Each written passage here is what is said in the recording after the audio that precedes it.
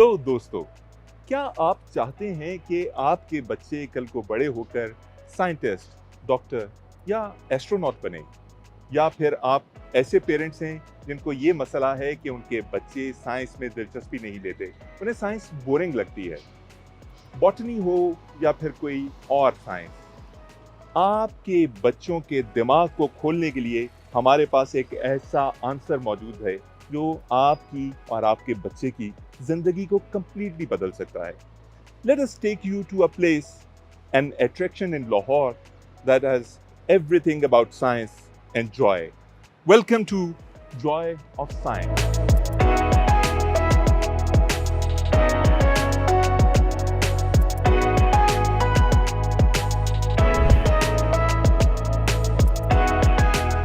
हमारे इर्द गिर्द की एनवायरनमेंट में बिल्डिंग्स की बहुत अहमियत है और बच्चों को ये समझाना कि बिल्डिंग्स कैसे बनती हैं और उनमें कौन कौन से मटेरियल्स यूज़ होते हैं और उनको कैसे आपस में जोड़ा जाता है, एक्सक्वेशन क्या होती है, कंस्ट्रक्शन क्या होती है, ये चीज़ सिखाने के लिए ये कंस्ट्रक्शन जोन इस म्यूज़ियम में बनाया गया है।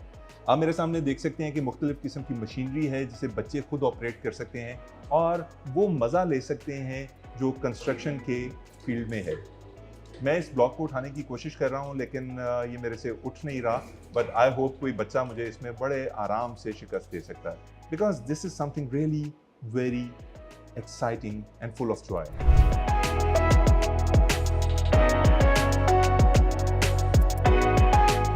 कंस्ट्रक्शन की फील्ड में सेफ्टी बहुत इंपॉर्टेंट है और ये एस्पेक्ट बच्चों को सिखाने के लिए ये वॉल बनाई गई है जिसके ऊपर ये सारे सेफ्टी गैजेट्स जैसे स्पेशल ग्लव्स, हेलमेट्स, ये बूट्स, गॉगल्स और फायर एक्सटिंग्विशर्स रखे गए हैं। ये बच्चों को ये बताते हैं कि उनके इर्द गिर्द जो चीज़ें बनती हैं उनके अंदर सेफ्टी कितनी ज़रूरी है।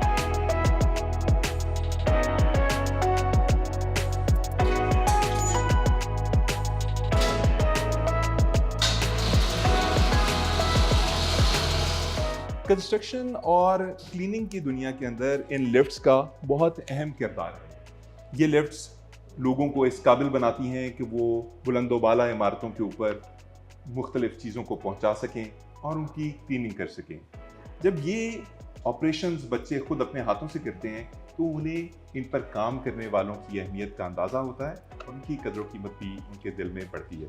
So this is another exciting portion of this construction zone जिसे आपके बच्चे को अगर आए तो डिस्कवर करना बहुत ज़रूरी है। Let's go down now.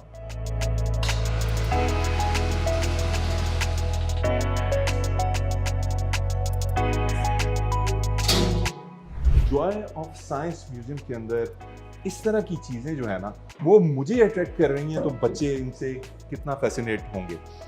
ये देखिए, ये वो ब्रिक्स हैं जिन्हें बहुत सेफली बनाया गया है और ये बहुत हैवी नहीं है, लेकिन बच्चे इन ब्रिक्स को उठाकर जब इस वॉल के अंदर किसी जगह पर लगाएंगे तो उन्हें पता चलेगा कि कंस्ट्रक्शन होती कैसे है। इसके साथ ही अगर मैं आपको लेके चलूं तो एक बड़ी ज़बरदस्त सी मशीन मेरे सामने है जो मैं बचपन से देखता आ रहा हूँ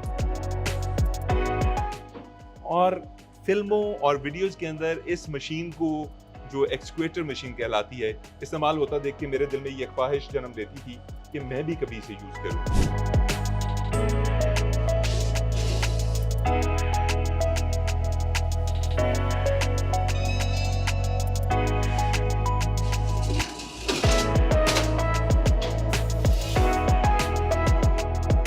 it is so much fun. और अगर आपका बच्चा कभी ज़िंदगी में आर्किटेक्चर या किसी और बिल्डिंग या कंस्ट्रक्शन की फील्ड में जाना चाहता है, इंजीनियर बनना चाहता है, तो इस तरह की चीज़ों से उसका इंटरेक्शन यकीन माने it's so much profitable then you can think.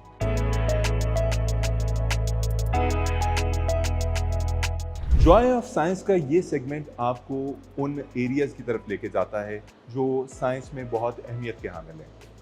पहिया कहाँ बना, ट्रांसपोर्ट इंडस्ट्री ने कैसे इवॉल्व किया और गाड़ियां कैसे वजूद में आई, आइए आपको दिखाते हैं। अगर आप मेरे सामने इस वॉल को देखें तो इसके ऊपर वो सारी इंफॉर्मेशन जो आपके बच्चे को ये बताएगी कि एवोल्यूशन ऑफ ट्रांसपोर्ट कैसे हुई, इसके ऊपर मौजूद है। 4000 साल BC में सिर्फ हॉर्सेस और कैमल के जरिए ट्रैवल किया जाता था। उसके बाद व्हील्स बने, उसके बाद बोट्स इन्वेंट हुई, उसके बाद कैरेजेस आई, ट्रेन कब आई, जहाज कब बने, कारें कब बनी। इन वॉल्स के ऊपर बहुत सी इंफॉर्मेशन है जो आपके बच्चे के लिए एक एनसाइक्लोपीडिया की तरह है। तो मैं इस साइकिल के ऊपर बैठूंगा और इसे अपने कानों पे लगाऊंगा, इस सारी इंफॉर्मेशन मुझे बताई जाएगी और साथ में मैं एक्सरसाइज भी करता रहूंगा। तो हेल्दी एक्टिविटी 1+1, जिसके अंदर आपका दिमाग भी ग्रो कर रहा है और बॉडी को भी काम करने को कुछ मिल रहा है।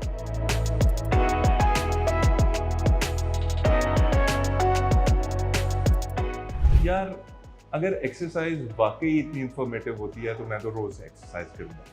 अब आप करेंगे कि नहीं, ये आपने फैसला करना।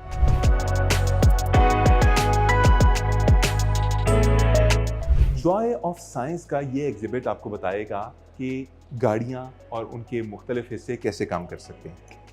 ये देखिए, टायर कैसे घूमता है, गियर्स कैसे काम करते हैं,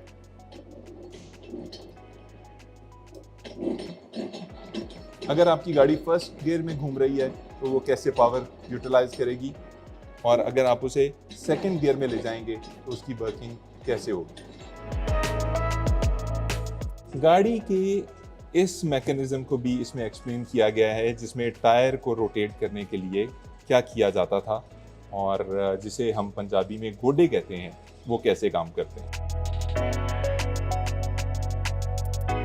क्लच की वर्किंग कैसे होती है और जब हम क्लच दबाते हैं तो क्या होता है। कितना खूबसूरत एटमॉस्फेयर है और ये सिमुलेटर एक बहुत ही कमाल चीज़ है। और इस वक्त आपसे बात करते करते मेरा जहाज़ जो है बादलों में चला गया है और हर तरफ बिजलियां चमक रही हैं और आई कैन फील कि जो असल पायलट्स होंगे वो ऐसी एनवायरनमेंट में कैसा फील करते होंगे। यार ज़बरदस्त, outstanding. This is something that is completely out of the box और I think you should give it a try. I am 42 years old, लेकिन since my childhood I have been fascinated by the plasma balls। लेकिन ये पहली दफ़ा है कि मैं इनसे इंटरेक्ट कर रहा हूँ। ये कैसे काम करते हैं, इनके अंदर कौन सी गैसेस होती हैं और ये हमारे साथ ऐसे इंटरेक्ट क्यों करते हैं, ये सारी इंफॉर्मेशन इस वॉल पर भी मौजूद है और यहाँ पर मौजूद जो म्यूजियम गाइड्स हैं वो भी आपको बताने के लिए हर वक्त मौजूद रहते हैं।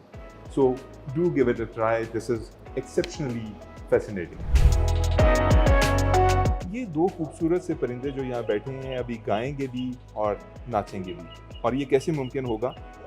मैं एक तार के तौर पर यहाँ पे काम कर रहा हूँ। मैं जब इन दोनों रॉड्स को पकड़ता हूँ तो मैं इन दोनों के दरमियान में एज ए कंडक्टर काम करता हूँ, बिल्कुल जैसे एक तार किसी भी करंट को फ्लो करने के लिए यूज़ की जाती है। तो मैं एक ह्यूमन वायर हूँ इस वक्त और इन परिंदों को बोलने में मदद दे रहा हूँ। आपके बच्चे को ये जानने को मिलेगा जॉय ऑफ साइंस में।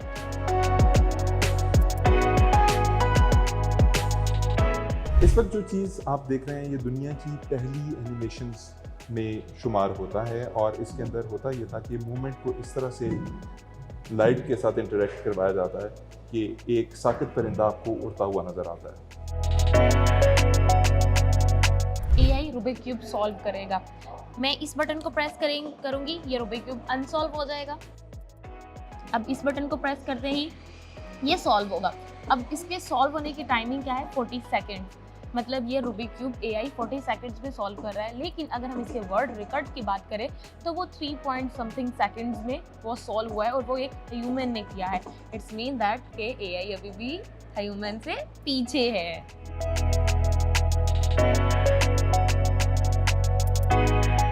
लो भाई दोस्तों, कसम ले लो अगर मुझे आज से पहले पता हो कि ह्यूमन नोज जो है वो कितनी सेंसिटिव होती है।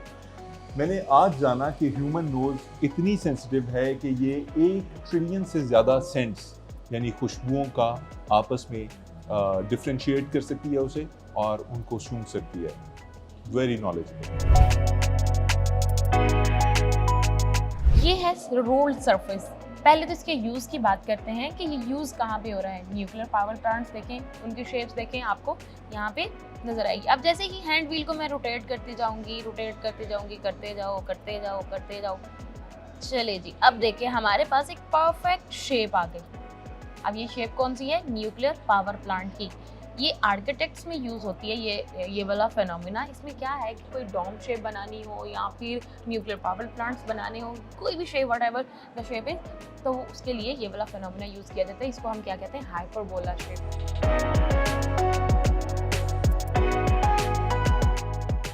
अगेन हाइपरबोला शेप, ये भी आर्किटेक्ट्स बिल्डिंग्स को डिज़ाइन करते हैं, यूज़ करते हैं। ये देखिए, ये बिल्कुल स्ट्रेट लाइन है। हमें ऐसा लगता है कि ये इसमें से आर पार नहीं होगी, लेकिन जैसे ही मैं इसको रोटेट करती हूँ, ये क्या करिए रोटेट। अब आपने जो मैट्रिक लेवल पे साइन कॉस थीटा पढ़ा था, आप कहते हैं उसका यूज़ ही नहीं है हमारी डेली लाइफ में। तो बेटा जी, ये देखें आपके सामने साइन कॉस थीटा का प्रॉपर यूज़ हमने बताया। हाइपरबोला शेप जिसमें दो उल्टी कॉन्स को हमने कट किया हुआ है। आप इसको सर्कुलर भी कह सकते हैं, आप इसको स्क्वायर भी कह सकते हैं, इलिप्स शेप, हाइपरबोला, और उसके साथ साथ आपने पैराबोला पढ़ी हुई है शेप्स, वो वाली सारी शेप्स यहाँ पे यूज़ हो रही हैं। यार ये जो म्यूजियम है ना, ये एक लिविंग इंसाइक्लोपीडिया है। हर कदम पर, हर इंच पर एक ऐसी इंफॉर्मेशन है जो मुझे चौंका रही है। जैसे मुझे नहीं मालूम था कि इंसानी जिस्म के अंदर जो ब्लड वेसल्स हैं, अगर उनको एक स्ट्रेट लाइन के अंदर बिछा दिया जाए तो वो तकरीबन 60,000 मील का जो फासला है उसको कवर कर सकती हैं। Very informative.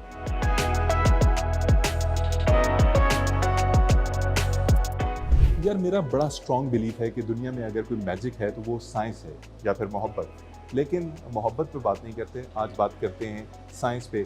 और let me take you to the magic of science display, जिसके अंदर बहुत सी मैकेनिकल और फिजिकल चीज़ें मौजूद हैं जो आपको हैरान कर देंगी। कम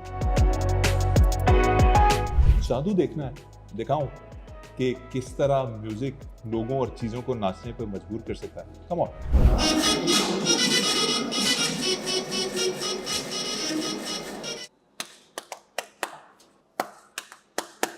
मैग्नेटिज्म किस तरह से इन पेन्स को नाचने पर मजबूर कर रहा है, ये आप देख सकते हैं। बाकी जो मैकेनिक्स हैं वो मैं आपको नहीं समझाऊंगा, उसके लिए यहाँ पर गाइड्स मौजूद हैं जो आपको हर चीज़ ब्रेक डाउन करके बड़े अच्छे अंदाज में समझा सकते हैं।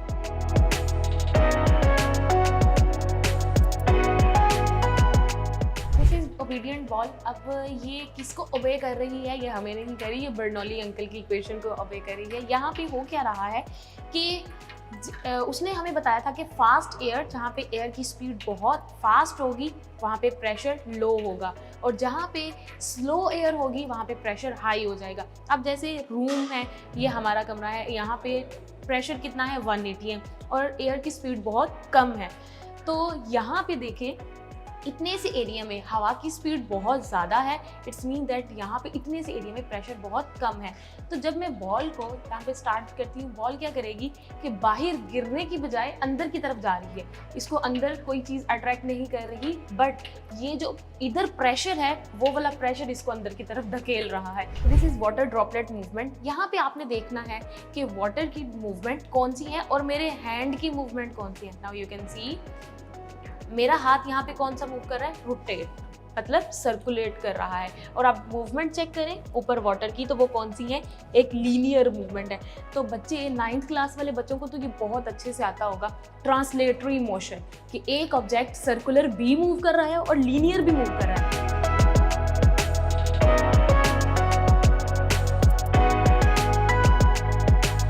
यार आपका भाई बन गया पूरा जादूगर, और अब आपको मैं एक ऐसा जादू करके बताऊंगा जिसके अंदर 2 आयशाज को इस्तेमाल करते हुए एक के बाल उड़ा दूंगा। चलिए देखिए जादू। एब्राकैडेब्रा।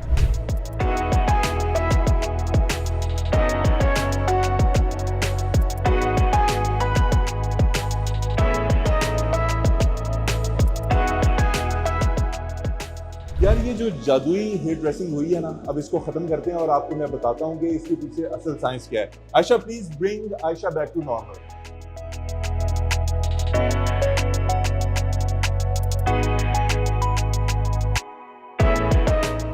मान गए ना फिर भाई को?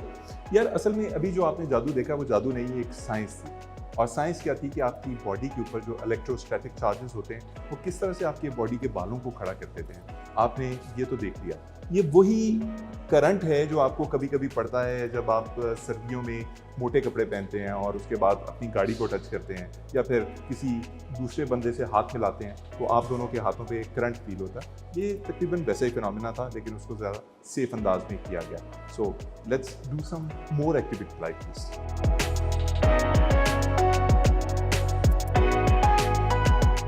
यार आपने वो शेर सुना होगा, हैं कवाकिब कुछ नजर आते हैं कुछ। आइए वो दिखाते हैं आपको कि होता क्या है। जरा इन शेप्स को देखिए, ये आपको किस तरह की लग रही है, ये शेप किस तरह की लग रही है। और अब इसी का रिफ्लेक्शन जरा देखिएगा। चौकोर आपको राउंडेड नजर आ रहा है। ये एक चौकोर शेप है लेकिन आपको रिफ्लेक्शन में ये बिल्कुल राउंड नजर आएगी। इसी तरह ये शेप आपको थोड़ी सी डिफरेंट लग रही है। ये स्टार लाइक शेप आपको सर्कल्स नजर आ रही है। ये राउंडेड शेप आपको स्क्वायर्स की सूरत में नजर आ रही है। यार वैसे तो आपका भाई जो है ना वो बड़ा तुरम खान बनता है कि बड़ा एक कमाल रिएक्शन, लेकिन आज इस रिएक्शन टेस्ट गेम में मैं देखूंगा कि मेरे रिएक्शंस क्या ऐसे हैं कि इन 10 स्टिक्स को मैं पकड़ सकूं इनके जमीन पर गिरने से पहले।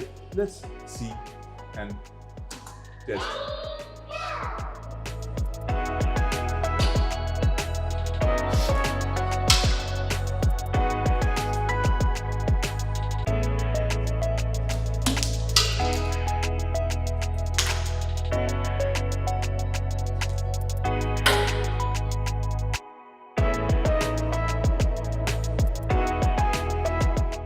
मेरी शर्मिंदगी। This is electromagnetic accelerator.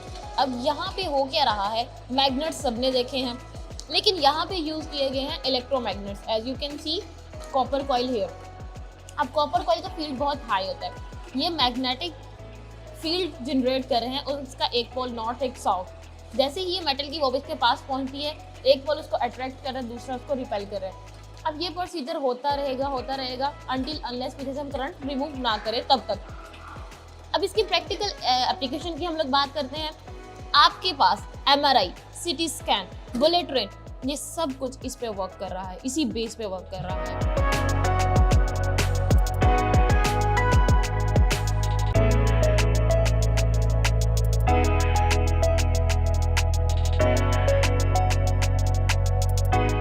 नाज़रीन, दुनिया भर में एजुकेशन के दौरान इस बात पर फोकस किया जाता है कि बच्चों के अंदर इनकलकेट की जाए ये चीज़ कि उन्होंने अपनी नेचर, अर्थ, जानवरों और पौधों, एनवायरनमेंट से प्यार करना है।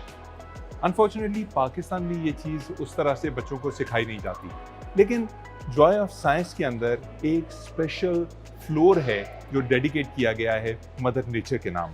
तो आइए आपको लेके चलते हैं मदर नेचर के करीब।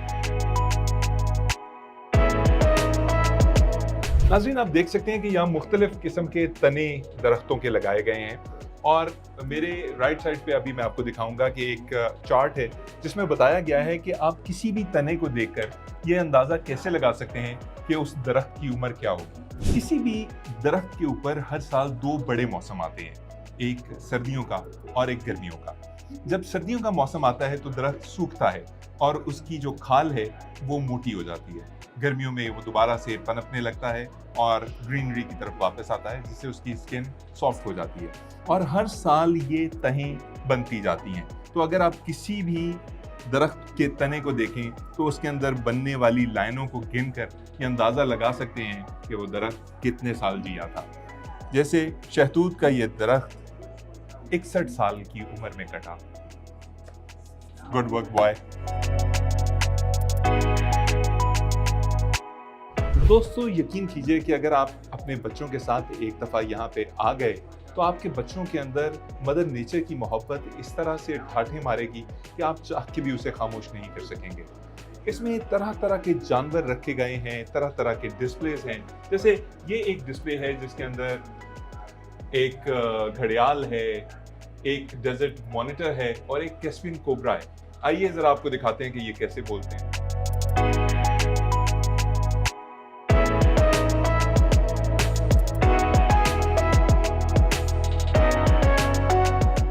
हमारी नेचर में मुख्तलिफ किस्म के हयातियात पाए जाते हैं। कुछ तो ट्रीज़ हैं, लेकिन कुछ उससे छोटी फर्न्स और दीगर पौधे होते हैं। जैसे ये एक खूबसूरत सी मॉस वॉल है जो हमारी समंदरी या आबी हयात के करीब पाए जाने वाले जो ग्रीनरी है उसको डिपिक्ट करती है।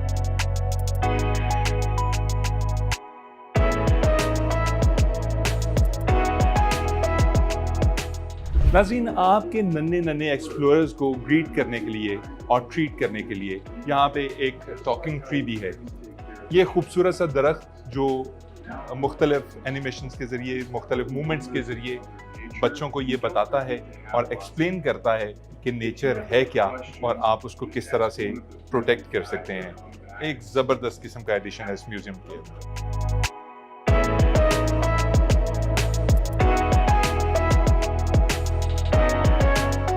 और नाज़रीन, अब मेरा सबसे फेवरेट सेगमेंट जिसके अंदर मिनिएचर और वाटर क्रीचर्स हैं यहाँ पे, जो हम बचपन से जिनके बारे में सुनते और उन्हें देखने के ख्वाहिशमंद रहे हैं। अगर आप मेरे करीब आ सकें तो मैं आपको दिखाऊंगा कि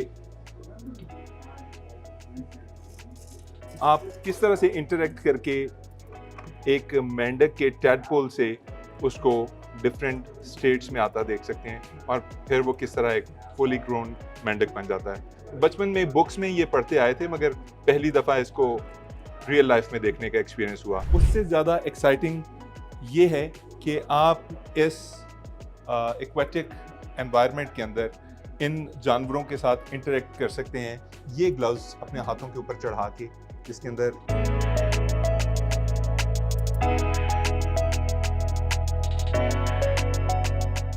यार हमारे बच्चों का एक डायलेमा है जो असल में सोसाइटी का डायलेमा है। वो ये कि हमारे बच्चे जानवरों से उस तरह से मोहब्बत नहीं करते जिस तरह इन जानवरों से मोहब्बत करने का हक है। आपने देखा होगा बच्चे कभी जानवरों को पत्थर मारते हैं, कभी किसी परिंदे का घोंसला तबाह कर देते हैं, लेकिन once they interact with these animals up close and personal, तो उनके अंदर एक ऐसी मोहब्बत जागेगी इन जानवरों की और दीगर जानवरों की कि वो सारी ज़िंदगी उनकी रिस्पेक्ट भी करेंगे और उनको प्रोटेक्ट करने के लिए भी जान की बाजी लगाएंगे।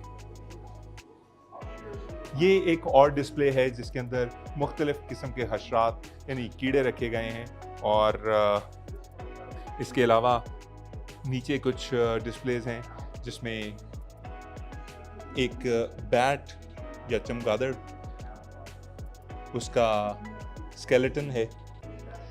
मुख्तलिफ किस्म के स्केलेटन्स हैं यहाँ पे, फिशेस हैं, एक बैट जो है वो भी इसमें है।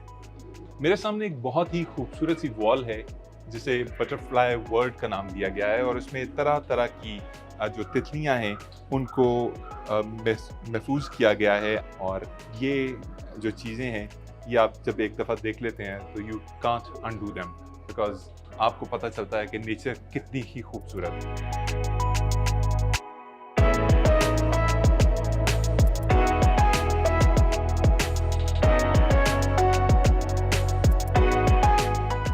यार आपने हमेशा सुना होगा कि बड़ी मछली छोटी मछली को खाती है, लेकिन कभी कभी बड़ी मछली और छोटी मछली को एग्जिस्ट भी करती हैं। आइए ज़रा आपको इस सिस्टम में दिखाते हैं कि किस तरह ये छोटी छोटी मछलियाँ इन बड़ी मछलियों के साथ रह रही हैं।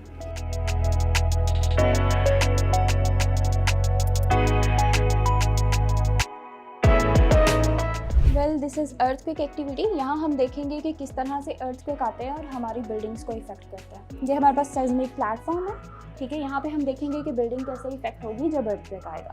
So starting from the low, जिसका मैग्नीट्यूड 1 से 5 हर्ट्ज के दरमियान है, ठीक है।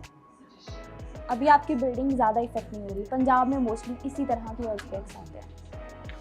Now press middle. अब आप देख रहे हैं कि आपकी बिल्डिंग क्रम्बल करना स्टार्ट हो गया है और हायर मैग्नीट्यूड पे ये बिल्कुल कोलैप्स हो गई है।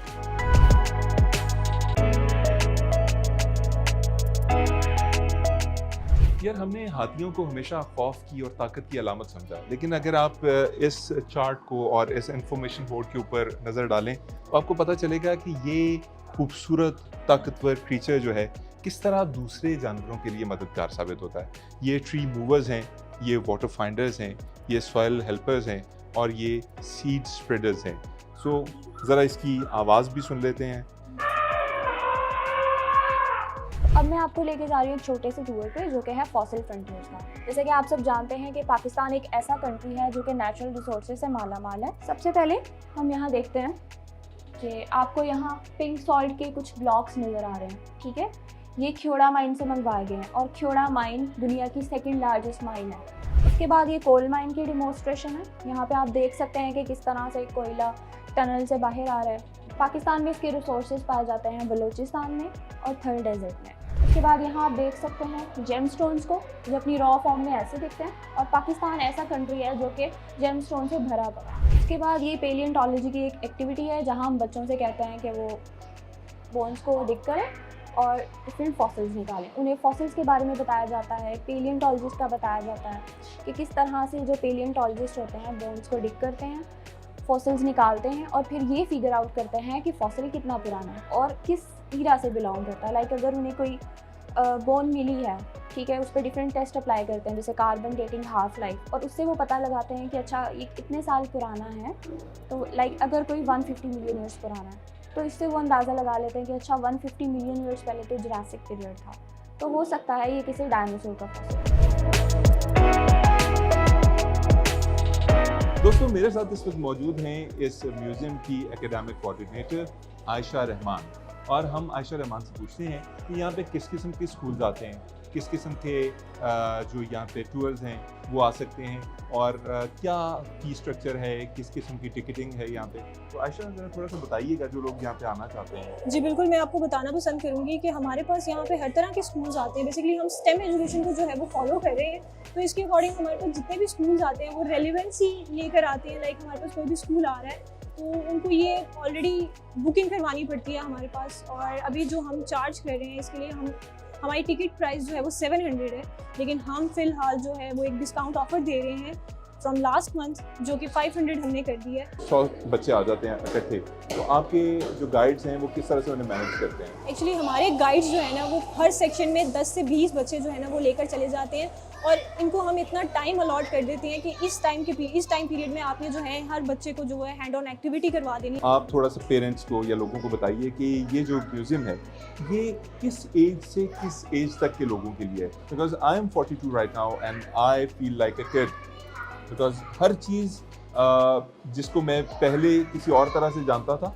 आज उसकी साइंस मुझे समझ आ रही है, तो मैं तो एक्साइटेड फील कर रहा हूँ। लेकिन आप ज़रा थोड़ा सा इस पर एक्सप्लेन करते हैं कि क्या एज के बच्चे यहाँ आ सकते हैं, मतलब बहुत ज़्यादा छोटे ना आ जाएं, बहुत ज़्यादा बड़े बाबे ना आ जाएं, क्या आ सकते हैं या नहीं आ सकते हैं? आ सकते हैं, पर इट डिपेंड्स कि फिर क्योंकि हमारे कंसर्न्स जो हैं वो इसके ऊपर हो जाते हैं कि हम जो यहाँ पर आ रहे हैं उनका इंटरेस्ट किस तरह से है। हमारे पास जो एज होती है वो 4 से अबव जो होती है उनकी टिकट्स जो हैं वो लगती हैं। 4 से नीचे की हम टिकट्स ही नहीं लेते हैं क्योंकि वो उनके इंटरेस्ट के ऊपर नहीं होती। कोई आप ऑफ़र का जिक्र कर रही थी कि कोई ऐसी ऑफ़र भी है कि अगर आप यहाँ आते हैं तो वहाँ भी जा सकते हैं? जी बिल्कुल, हमारे पास जो है वो जॉयलैंड के साथ फैसिलिटी भी है मौजूद है। लाइक कि आप एक रिस्ट बैंड ले सकते हैं। जॉयलैंड जो है वो रिस्ट बैंड 1000 में देते हैं, हम कंबाइन करके आपको जो है वो रिस्ट बैंड 1500 में दे देते हैं, एंड 100 जो रुपीज़ हैं वो जॉयलैंड की एंट्री के हैं। हमारे तो एंट्री के भी फीस नहीं है। 500 में आप जो है वो पूरा का पूरा म्यूज़ियम जो है हैंड्स ऑन एक्टिविटीज़ जो हैं वो बिल्कुल फ्री उसके बाद से विजिट कर सकते हैं। Well thank you Ayesha, it was a lovely experience, और मैंने आज बहुत सीखा।